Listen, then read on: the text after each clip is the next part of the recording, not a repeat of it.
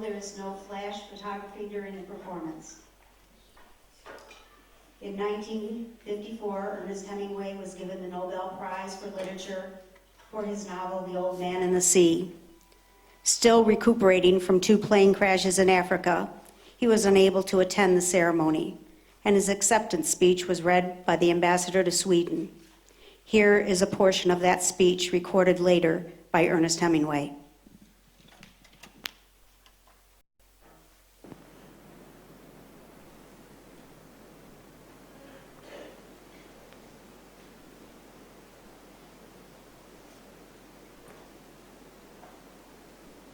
No writer who knows the great writers who did not receive the prize can accept it other than with humility. There is no need to list these writers. Everyone here may make his own list according to his knowledge and his conscience. It would be impossible for me to ask the ambassador of my country to read a speech in which a writer said all of the things which are in his heart. Things may not be immediately discernible in what a man writes, and in this sometimes he is fortunate. But eventually they are quite clear, and by these and the degree of alchemy that he possesses, he will endure or be forgotten. Writing at its best is a lonely life. Organizations for writers palliate the writer's loneliness, but I doubt if they improve his writing.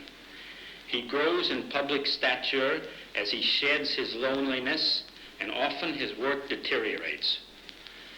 For he does his work alone, and if he is a good enough writer, he must face eternity, or the lack of it, each day. For a true writer, each book should be a new beginning, where he tries again for something that is beyond attainment. He should always try for something that has never been done, or that others have tried and failed. Then, sometimes, with good luck, he will succeed. How simple the writing of literature would be if it were only necessary to write in another way what has been well written. It is because we have had such great writers in the past that a writer is driven far out past where he can go, out to where no one can help him. Good evening, ladies and gentlemen. I'm Ernest Hemingway. As you have just heard, I have no facility for speech writing and no command of oratory, and I never should have recorded anything. I would like to thank the Jackson Center for the honor and privilege of appearing here tonight. But contrary to popular rumor, this is my first visit to the Jamestown area.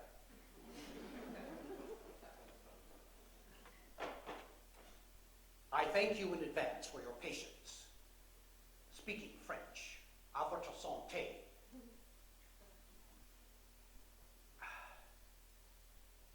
They thought I was through after across the river and into the trees. But I guess the old man proved them wrong. Name me one writer who won the damned Nobel Prize and did not end up cursed. My apologies to the nuns and kiddies for the use of any offensive language. But alas, all our words from loose using have lost their edge.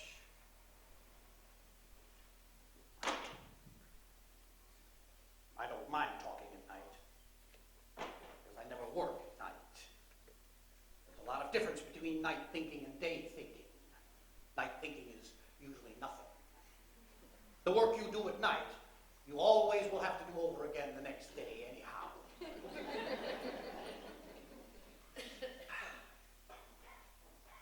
Doctors reduced me to 2 glasses of wine a day. Never said nothing about vodka.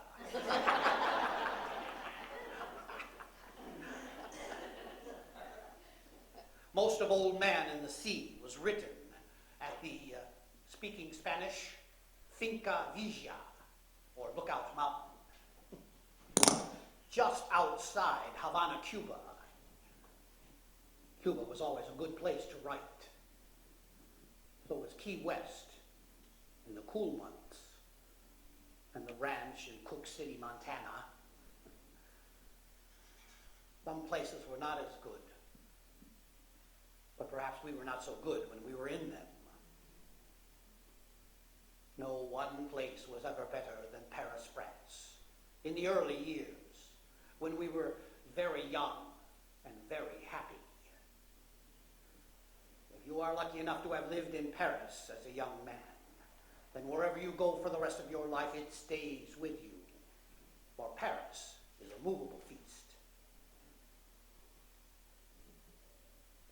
My first wife, Hadley, and I arrived in Paris in 1921 with letters of introduction to Gertrude Stein and Ezra Pound from the noted writer Sherwood Anderson. Learned from him, but it didn't last long. Better? Hadley. I never should have left her, my Kit Kat, my Hadley. She gave me my first typewriter, Smith Corona model number 3 from wife number 1. Light years ago, that was. Paris. Back when you could still believe in horses that went off at 20 to 1. There was no quarter too poor to have at least one racing paper. It was gambling, but we called it racing. To write one true sentence, that was my dream. To take the truth and make it more true than it really was. We lived in this cold water flat over a sawmill at 113 Rue Notre-Dame-des-Champs. We were always hungry. No heat. Come winter, we would lie beneath a great goose down comforter and play the secret game that we had invented. But that's another story. Every morning, I would leave my Hadley in the warmth of our bed, taking a few centenes for coffee in a cafe with a quiet corner table where I could write. The Closerie des Lilas was the nearest good cafe, and it was one of the best cafes in Paris. It was very warm in the winter, and in the spring and fall, it was very fine outside, at the tables under the shade of the trees on the side where the statue of Marshal Ney was. And the square, regular tables under the big awnings along the boulevard.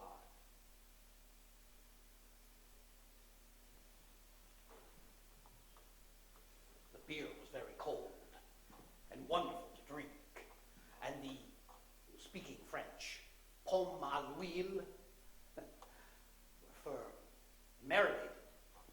The olive oil was delicious. I ground fresh pepper over the potatoes and moistened my bread in the olive oil. On a bien mangé, speaking French. The Closerie des Lilas had once been a cafe where poets met more or less regularly. The last principal poet was Paul Fort, whom I had never read. But the only poet I ever saw was Blaise Cendrars, with his golden boxer face and his pinned-up empty sleeve, rolling a cigarette with his one good hand. He was always a good companion until he drank too much. And at that time, when he was lying, it was more interesting than many men telling a story truly. Just like Jules Passy, who looked more like a Broadway characters in the 90s than the lovely painter that he was. He hanged himself. They say the seeds of what we will do are in us all. And it has always seemed to me that in those who make jokes in life, the seeds are covered with better soil and a higher grade of manure.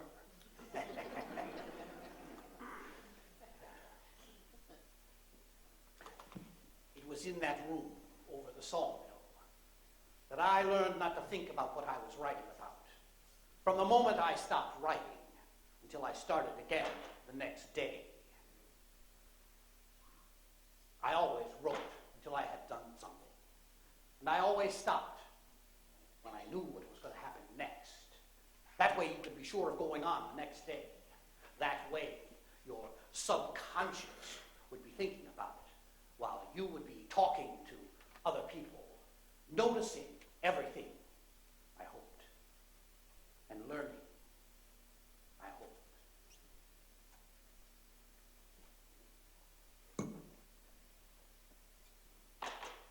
And I would read, so that I would not think about what I was working on, and make myself impotent to do it. But sometimes, when I was starting a story, and I could not get it going, I would sit in front of the fireplace and squeeze the peel of little oranges into the edge of the flame and watch the sputter of blue that they made. I would look out over the roofs of Paris, and I would think, do not worry. You have always written before, and you will write now. All you have to do is write one true sentence. Write the truest sentence that you know. So finally, I would write one true sentence and go on from there. The great thing is to last, to get your work done, and to see and hear and learn and understand, and write when you have something that you know about, and not before, and not too damn much after. Going down the stairs, when I had worked well, and that required luck as well as discipline. And it was a wonderful feeling that I was free to walk anywhere in Paris, having no money. I would go off and spend the afternoon in a museum, savoring the painting instead of a meal. It was old Gert Stein who taught me how to look at a painting and see the pure essence of it. Feel the dry Spanish heat in the landscape by Miro. I wanted to paint. I wanted to write like Cézanne painted. I remember one good one at the Luxembourg. The house through the trees. One tree with a house beyond. Not the big lake one, no. The other lake one.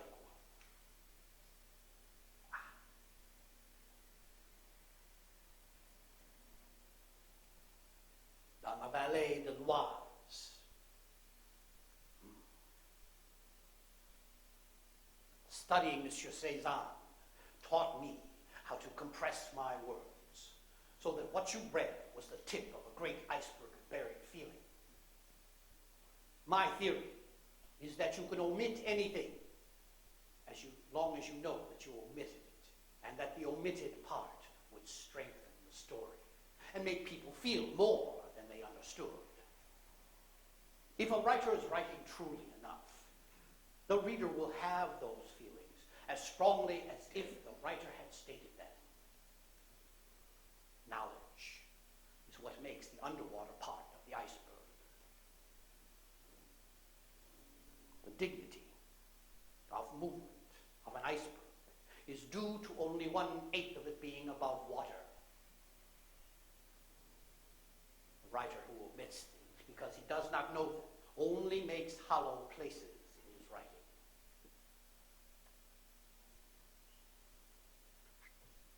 I still believe it is very bad for a writer to talk about how and what he writes.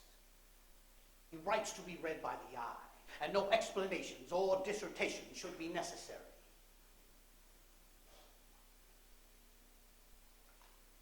You can be sure that there is more there than can be read in any first reading. And having made this, it is not the writer's province to run guided tours through the more difficult country of his works. Gertrude Stein, she lived at 27 Rue de Fleury. My wife and I had loved the big studio with the great paintings. It was like one of the best rooms in one of the finest museums, except there was a fireplace, and it was warm and comfortable, and they gave you good things to eat, and tea, and natural distilled liqueurs made from purple plums, yellow plums, or wild raspberries.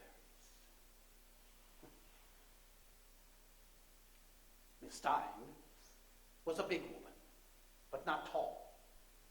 She was heavily built.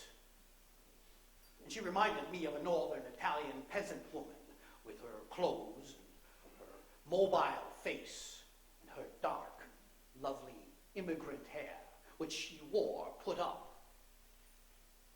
as she had probably worn it in college. She talked a lot, all the time. And at first it was about people and places. And then she asked to see some of the stories I had written, and she said that she liked them.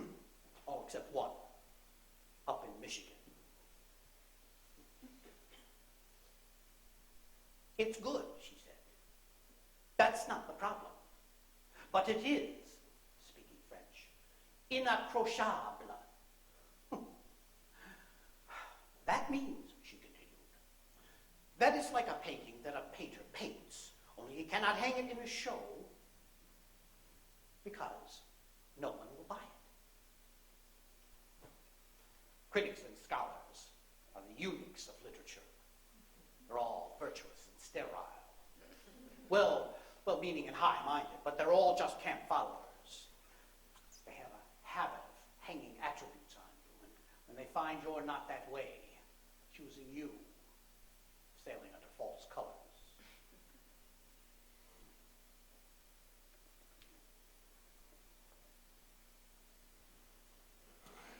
In those days, many people went to the cafes at the Boulevard Montparnasse and then Boulevard Raspail to be seen publicly.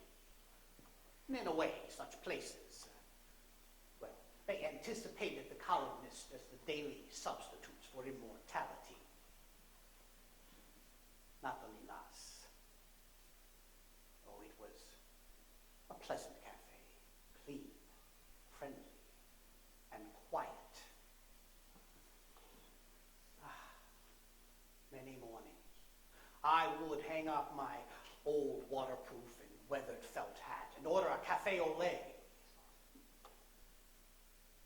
My blue-backed notebooks, the 2 pencils, and the pencil sharpener. A pocket knife was too wasteful. And the smell of early morning, sweeping out, the mopping, and luck were all you needed. For luck, you carried a horse chestnut and a rabbit's foot in your pocket. In those days, you didn't really need anything, not even a rabbit's foot, but it was good to feel it in your pocket.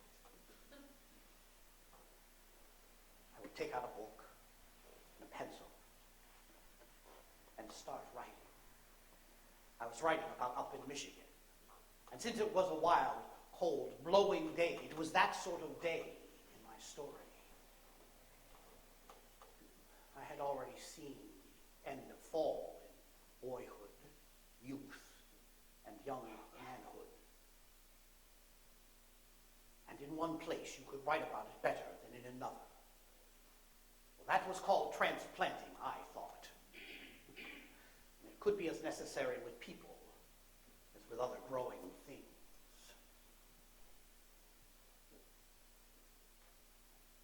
It was when Hadley and I had returned from Canada, and Miss Stein and I were good friends, that she made that remark about speaking French. Une génération perdue. All you young people who were in the war are a lost generation. You have no respect for anything. You drink yourselves to death. Hell, we were dealt aces and eights and lived. I was only 18. First time death tried to count me out. She damn near did too. The First World War in Italy. July 9, I'm just out of high school. Can't wait to get into the big game. We're spread out along the Piave River, close by Fossalta, a small town in northern Italy. A hot, moonless night, but you could still see the river flowing mirror flat in the sudden brilliance of an exploding star shell.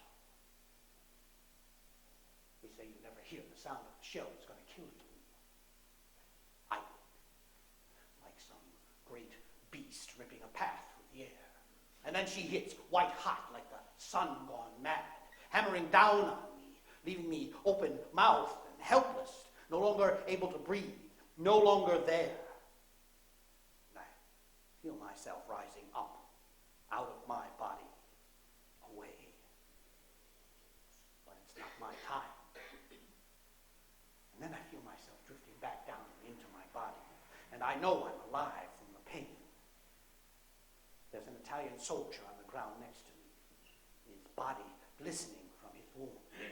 I pick him up, and then this Austrian machine gun nails me in the right knee. But I keep going. I make it back to the medical station, where this doctor starts working on the boy I dragged in, while this old priest starts reading me the last rites. Christ, the thing of it is, while the old priest is praying like hell to get me to heaven, the boy I tried to save shits his pants and dies.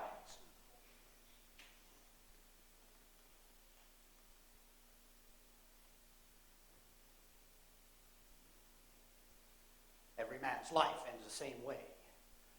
It is only the details and how he lived and how he died that distinguish one man from another.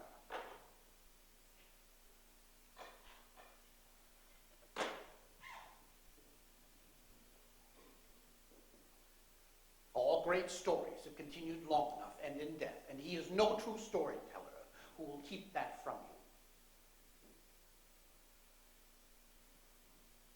I know war as few other men know it, and nothing to me is more revolting. I have long advocated its complete abolition, as its destructiveness on friend and foe has rendered it useless as a means of settling an international dispute. No weapon can settle a moral problem. It can impose a solution, but it cannot guarantee it to be a just one.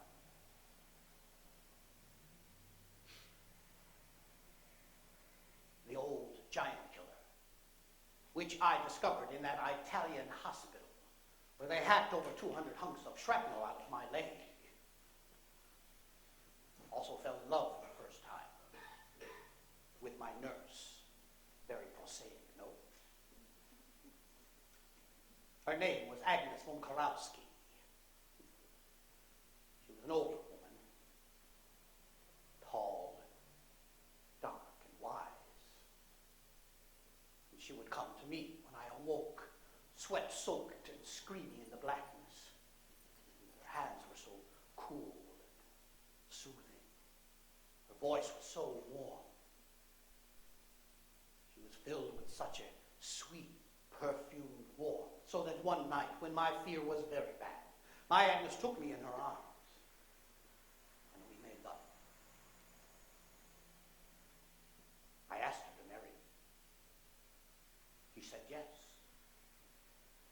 Then reality sets in, and she dumps me for an older guy, an officer in the Italian army. Well, sure, in my farewell to arms, the boy soldier gets shot to shit and falls in love with his nurse. Only in my story, she loves him truly. Loves him and marries him. Promises to follow him anywhere. Does not dump him for an older guy.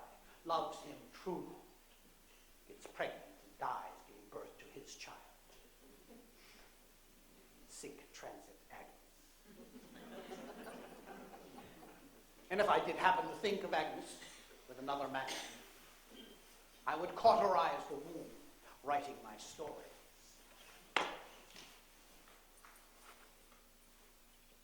In the First War, all I did mostly was hear guys talk, especially in hospital and convalescing. Their experiences became more vivid than your own. You invent from your own and from all of theirs. I invented every word and every incident in A Farewell to Arms, except possibly 3 or 4 incidents. But all the good part is invented.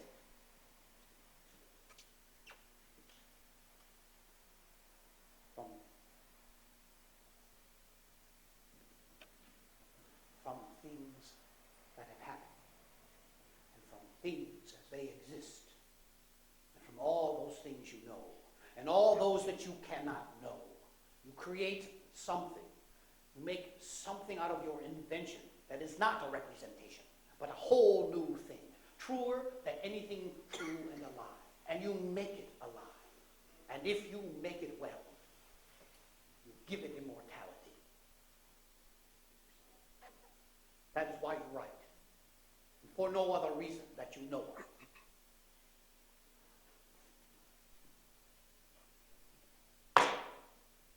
I want to run as a writer, not as a man who's been to war, nor as a barroom fighter, nor a shooter, nor a horse player, nor a drinker. I would like to be a straight writer and judged as such.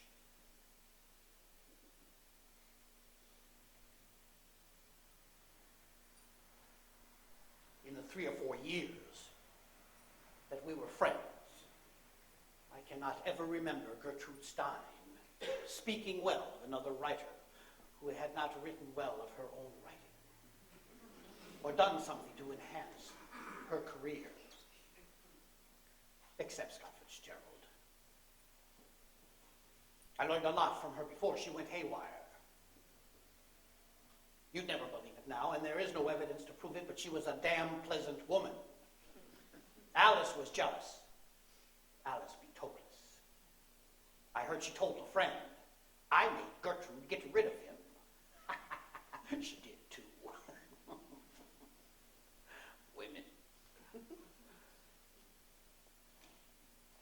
I grew up in a house overflowing with the female gender.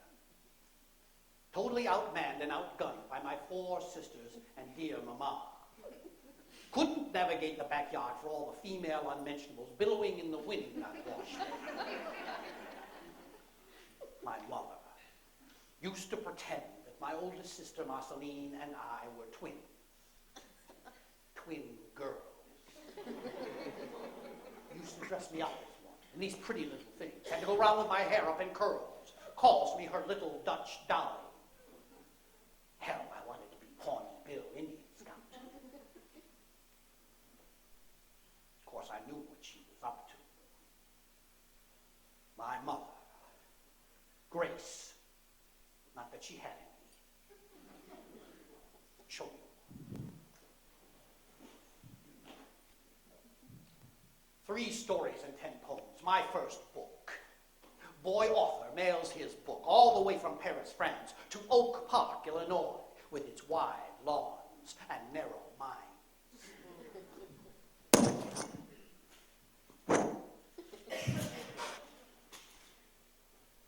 Filth. That's what the boy author's father called his book. Filth that has no place in a decent Christian home. And it is truly a great family tragedy that you should have survived death in a war where so many decent, God-fearing young men died. Survived death to come home, only to squander it all in a life of decadence, filth, and pornography.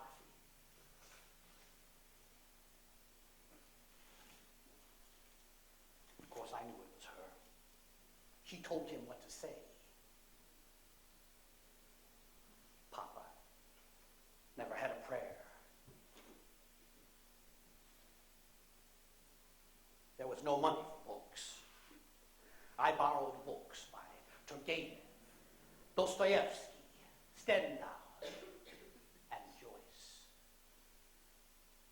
In those days, when words we knew were barred to us, and we had to fight for a single word, it was the influence of Joyce's works that changed everything and made it possible for us to break away from the restrictions.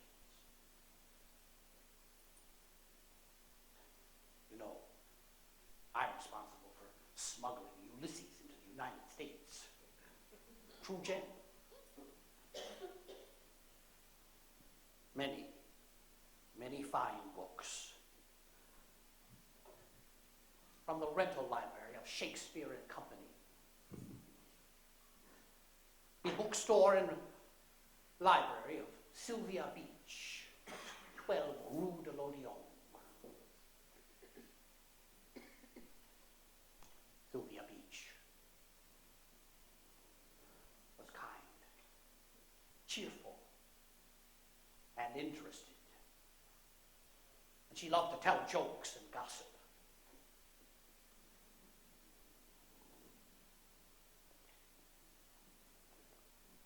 No one I ever knew was nicer to me.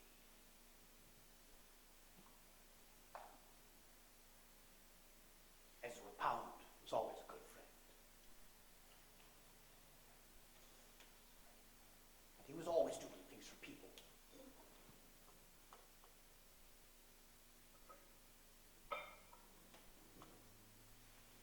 His studio, where he lived with his wife Dorothy, on the Rue Notre Dame de Champs, was as poor as the studio of Gertrude Stein was rich. His own writing, when he would hit it right, it was so perfect. And he was so sincere in his mistakes, and so enamored of his errors, and so kind to people, that I always thought of him as a sort of saint. He was also irascible, but so perhaps have been many saints. Ezra Pound, no matter what he thought, was not as great a poet as Dante, but he was a very great poet for all his errors. He taught me to distrust adjectives.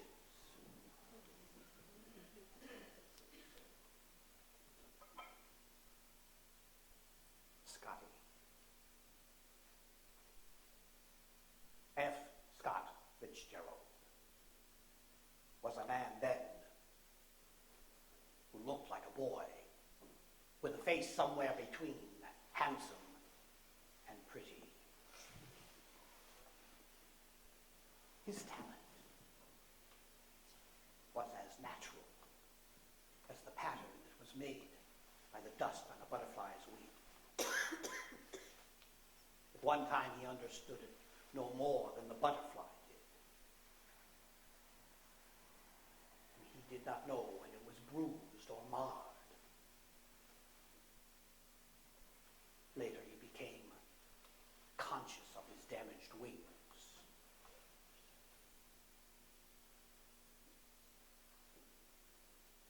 And of their construction.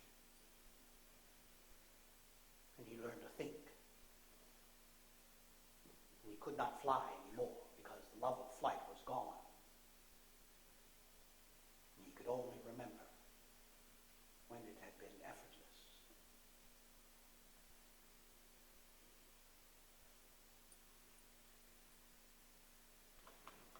One morning he brought his new book over for me to read. It had a garish dust jacket, and I remember being embarrassed by it. The violence, bad taste, the slippery look of it. When I had finished reading it, I knew that no matter what Scott did, nor how he behaved, I must know that it was a sickness, and do anything I could to help him, and try to be a good friend. If he could write a book as fine as The Great Gatsby, then I knew he could write an even better one. I did not know Zelda yet, so I did not know the terrible obstacles that he had to face.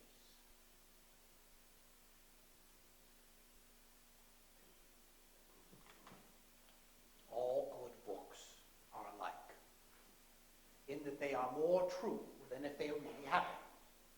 And after you are finished reading one, you will have the feeling that all those things happened to you. And afterwards, why they belong to you. The good and the bad. The ecstasy, the remorse and the sorrow. The people and the places. And how the weather was.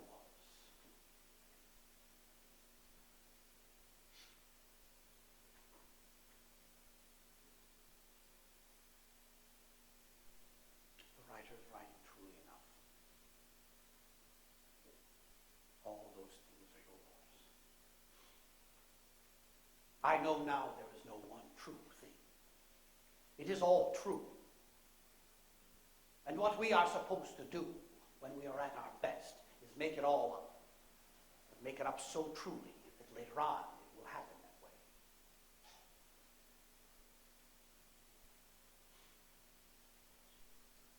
There was never any ending to Paris.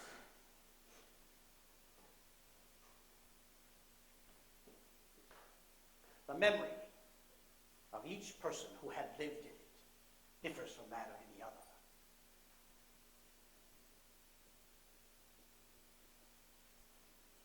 We would always return to it, no matter who we were or how it was changed.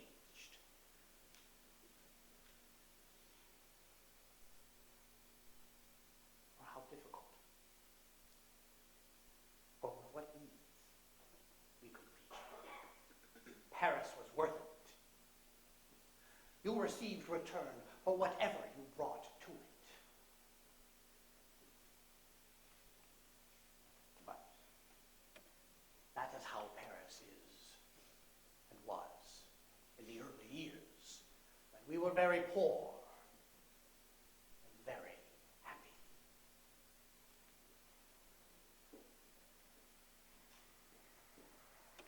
I have spoken too long for a writer. A writer should write what he has to say and not speak it. Besides, I'm empty. Go with God if you have one. Adieu.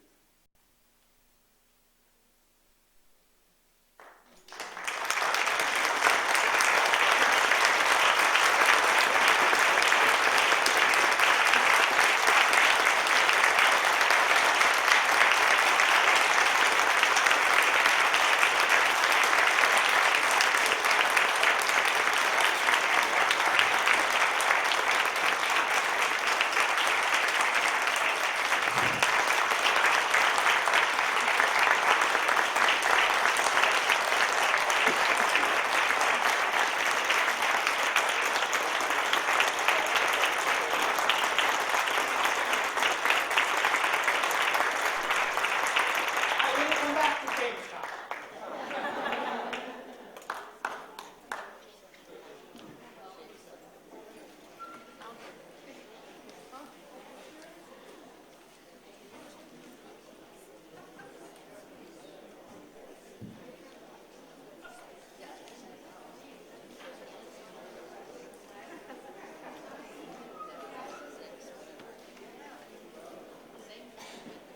I won't hold you up from leaving, but if you have any questions as you go out, I'll be glad to answer. Thanks.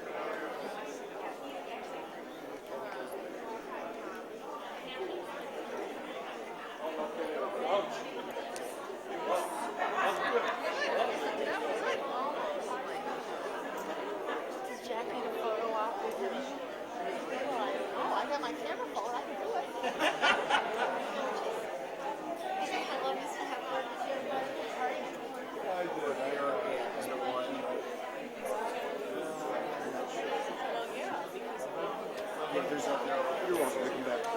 Thanks.